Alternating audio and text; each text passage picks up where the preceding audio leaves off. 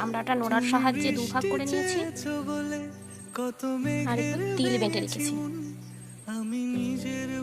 কড়াইতে তেল, সম্বরা, লঙ্কা ফোড়নে দিয়ে দিয়েছি।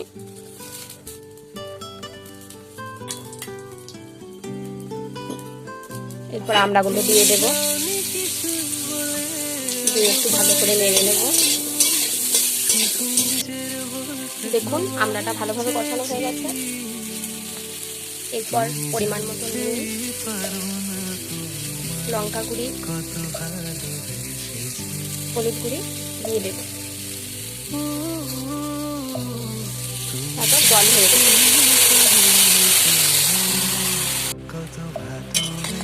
দেখুন আমরা ভালোভাবে সেদ্ধ হয়ে গেছে, এই যে খুন্তি দিয়ে কেটে যাচ্ছে। এরপর গুড় দিয়ে দেব। দেখুন ফুটে গেছে। গুড় দেওয়ার পর এরপর বেটে রাখা তিলটা দিয়ে দেব, দিয়ে ভালো করে ফুটিয়ে নেব। আমড়ার চাটনি তৈরি।